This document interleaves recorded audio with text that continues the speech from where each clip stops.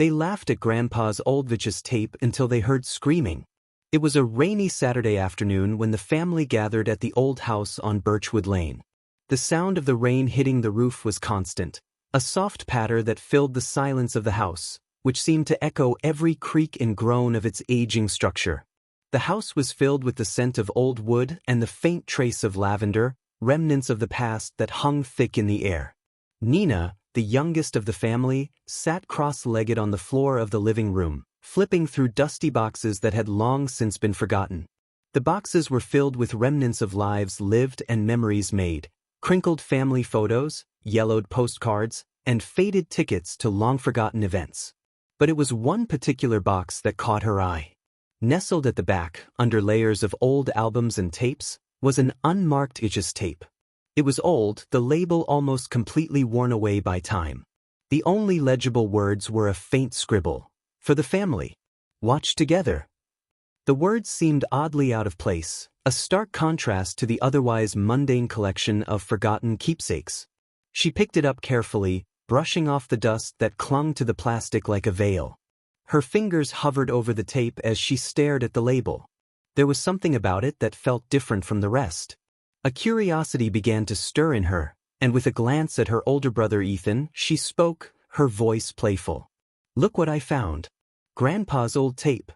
Ethan, lounging in the armchair across the room, barely glanced up. His skepticism was palpable. That old thing? Probably just some random home video. He recorded over everything. "Yeah, probably just more of his gardening stuff," chimed in Sarah, her cousin, who was sitting nearby, flipping through an old photo album. She laughed, though the sound was hollow, as if the humor couldn't fully mask the unease she felt in the air. Grandpa had always been the quiet one, the one who kept to himself and never talked much about his past. Nina didn't let their dismissive tone discourage her. She rose to her feet and walked to the vintage VHS player that sat in the corner, a relic from another time. The machine sat under a pile of papers, collecting dust, its once sleek black frame now faded and chipped. But it still worked. She inserted the tape with a quiet click, the machine humming to life. The screen flickered before it settled, showing a familiar view of Grandpa's old living room. It was exactly as she remembered it, the worn leather chairs, the patterned rug, the mismatched furniture, all bathed in the soft glow of the evening light filtering through the window. But something was off. The video was grainy, the colors muted, as if trapped in a distant memory. Nina narrowed her eyes. There, in the background, stood a figure. It was a man, young, unfamiliar, his features blurry and indistinct, like someone caught in the middle of a dream. He sat motionless in the same armchair where Grandpa used to sit, staring straight into the camera with an eerie stillness. His eyes were too wide, too unblinking, and his mouth was set in a grim, unyielding line. Nina's heart skipped a beat. Who is that? She wondered, a strange unease beginning to coil in her stomach. Ethan glanced at the screen, brow furrowing. "Is that Grandpa?" he asked, his voice betraying a hint of unease. "No, it's not him," Nina replied, her eyes glued to the figure in the chair. The man looked out of place, his presence jarring against the familiar surroundings of the room. He didn't belong there, and yet he was captured on the tape, sitting perfectly still, watching the camera, never blinking. As the video continued, Grandpa appeared in the kitchen, his back turned to the camera as he prepared something, perhaps dinner, perhaps tea. He was in his element, his movements slow and deliberate, a man lost in his own world. Yet the other figure remained, unmoving, his gaze locked onto the camera. The longer Nina stared at the screen, the more unsettling it became. It wasn't just the stillness of the man in the chair.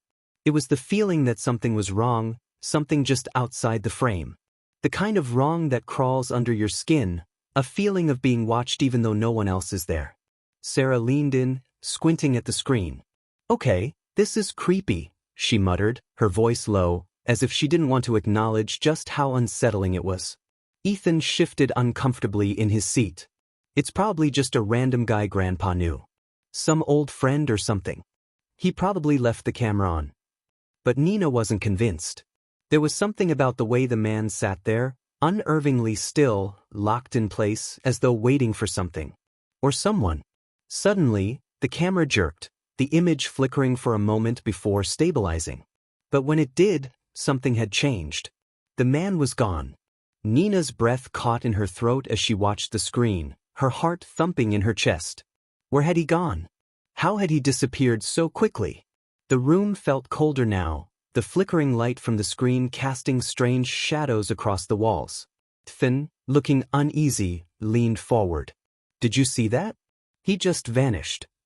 The image on the screen began to shift again, the camera jerking as though someone had moved it.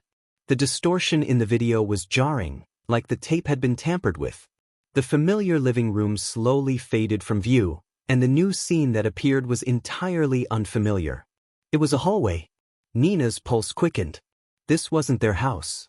The walls were peeling, the paint chipped, and the overhead lights flickered, casting long shadows that stretched out into the darkness. The narrow hallway seemed endless, the dim light at the far end barely illuminating what lay ahead. The camera, now moving of its own accord, panned slowly down the corridor. It was as though the figure from the living room had taken the camera, or perhaps someone else was filming, but there was no sound. No conversation. No background noise at all, just the oppressive silence that seemed to hang in the air. Then, from the darkness at the end of the hallway, a figure appeared. It was tall, too tall for comfort, its shape distorted, like it was caught between being real and something else, something not quite human. The figure stood still, its eyes glowing faintly, almost glowing red in the dim light. It didn't move. It just stood there, staring into the camera with unnerving intensity. Nina shuddered.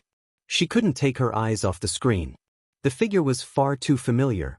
Its posture, the way it seemed to bend unnaturally at the waist, as if waiting for something. Someone. Her breath caught as the figure took a step forward, then another. Each step was slow, deliberate, as if every movement was carefully calculated. It was coming closer.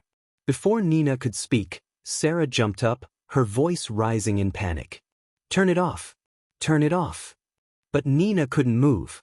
Her fingers were frozen, gripping the sides of the chair as she watched the figure draw closer. She wanted to look away, but something held her gaze, an invisible force that kept her eyes locked on the screen. The figure was only steps away now, the darkness closing in as it came closer to the camera. Just as it reached the lens, the screen flashed, the light from the hallway disappearing into complete darkness. Then came the scream.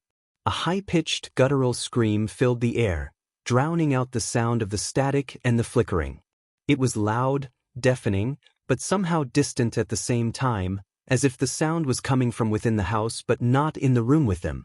It echoed in their ears, reverberating off the walls. Nina recoiled, covering her ears, but the scream only grew louder. The image on the screen was nothing but static now. The camera shook violently, the picture scrambling as the sound of frantic breathing filled the void. The family stared at the screen, too terrified to move, too paralyzed to speak. Nina turned to look at her family, but no one was moving. Ethan's face was pale, his lips parted as though he were trying to say something, but no words came. Sarah was holding her hands over her mouth, her eyes wide with fear. The room seemed to close in on them, the air thick and suffocating. The screen flickered again, and this time, the image of Grandpa's face appeared. But it wasn't the Grandpa they remembered. His face was deathly pale, his eyes hollow, like someone who had seen too much. His mouth was frozen in a silent scream, his features twisted in pain. He stood motionless at the edge of the frame, staring into the camera with eyes that seemed to pierce through them, as if he knew something they didn't. Suddenly, the door to the living room slammed shut with an ear-splitting crack. The house seemed to shake, the floorboards creaking under an unseen weight. The lights above flickered, casting long, frantic shadows across the walls. The camera shifted again. The figure in the hallway was now standing behind Grandpa. It moved toward him, its arms outstretched as though reaching for something, or someone. And then, as if summoned by the darkness itself, the family heard the voice. You shouldn't have watched. Nina froze, her blood running cold. The voice was coming from the speakers, though no one had spoken. The room felt suffocating now, every breath feeling heavier than the last. The tape cut off suddenly, and everything went silent. But the darkness in the house remained. The twist revealed. It was only years later that Nina would learn the truth, that Grandpa had been part of a mysterious, long-forgotten experiment, an attempt to erase memories and change the past. The figure in the hallway had been one of the people involved in that dark project, trying to erase Grandpa's very existence. And the tape? It was a record of Grandpa's final days before his identity had been stripped from him. The family had unwittingly triggered the hidden memories that had been buried for decades. The house? It was never really theirs. It had been built as part of that very experiment, and now, with the truth unleashed, it had become their prison.